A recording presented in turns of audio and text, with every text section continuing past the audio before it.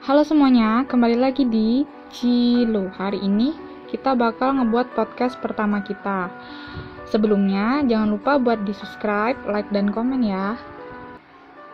Oke, jadi kali ini podcast pertama kita berjudul Bayangan Putih Misterius di Hotel Kawasan Batu. Jadi cerita kali ini berasal dari kota Batu yang berada di Jawa Timur. Salah satu destinasi wisata yang terkenal dengan keindahan alamnya di kawasan Batu.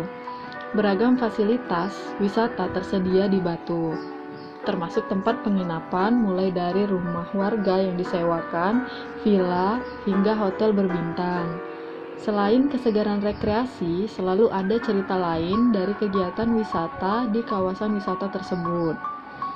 Kejadian ini dialami oleh seorang wanita yang bernama Fitri. Fitri merupakan seorang karyawan swasta dari Jakarta yang telah mengalami kejadian aneh saat menginap di sebuah hotel di Batu. Fitri datang ke Batu dalam rangka perjalanan dinas. Dia menginap di salah satu hotel di sana. Di sela kegiatan itu, dia menikmati suasana segar di Batu, tetapi tak disangka dia mendapatkan bonus pengalaman yang mendebarkan. Ceritanya itu terjadi sekitar pukul 10 malam. Ketika Fitri hendak beristirahat di hotel, tiba-tiba dia mendengar suara lelaki batuk-batuk dan Fitri kemudian menoleh ke kiri dan ke kanan, namun dia tetap tidak tahu dari mana asal suara tersebut. Kemudian Fitri itu kembali mendengar suara batuk itu lagi dan disusul dengan suara anak ayam. Kok aku jadi parno kayak gini sih? Padahal hotelku jauh dari pemukiman. Dan di hotel juga ada yang lagi pelihara unggas. Fitri pun penasaran dan mencoba memberanikan dirinya untuk membuka pintu, kemudian menengok keluar. Tetapi tidak ada suara siapapun di luar. Lalu Fitri menutup pintu dan kembali ke kamar. Dia melihat tirai kamarnya bergerak sendiri seperti tertiup angin. Fitri pun ketakutan karena secara tiba-tiba gerakan tirai tersebut berhenti. Dan di luar kaca jendela pun terlihat sesosok bayangan putih membentuk wanita sedang berjalan lurus tanpa menoleh sedikit pun dan diam 1000 bahasa. Fitri mencoba untuk tetap tenang dan mencoba untuk tidak memperdulikan hal aneh tersebut, sehingga kejadian-kejadian aneh tidak berlanjut.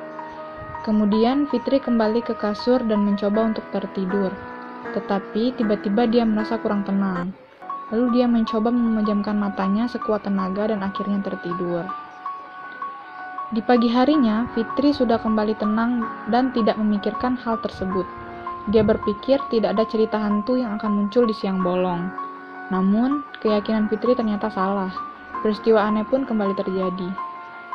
Kejadian aneh pun terjadi ketika Fitri sedang buang air di kamar mandi.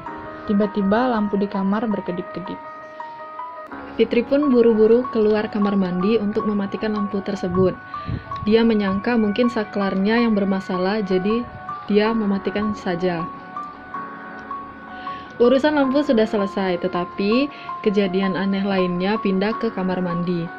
Dari luar kamar mandi, dia mendengar suara keran air terbuka. Padahal saat keluar dari kamar mandi, dia merasa tidak membuka keran. Fitri bergegas ke kamar mandi untuk mematikan keran. Namun, Fitri terkejut ketika dia kembali ke kamarnya dan melihat bayangan putih yang sama melintas di kamar mandinya. Fitri bergegas sambil membaca doa dan mengambil koper serta pakaiannya untuk segera pergi meninggalkan hotel itu. Setelah berganti pakaian dan selesai packing, Fitri kemudian check out dan lanjut pulang ke Jakarta. Sampai rumahnya di Jakarta, Fitri belum sempat bercerita ke keluarganya tentang pengalaman anehnya itu. Dia cepat-cepat istirahat karena merasa sangat lelah. Begitu bangun, Fitri dikejutkan oleh pertanyaan ayahnya. "Kamu bawa oleh-oleh apa dari Batu? Kok ada bau asap rokok menyengat di kamar mandi?" Fitri terdiam dan mendadak lemas.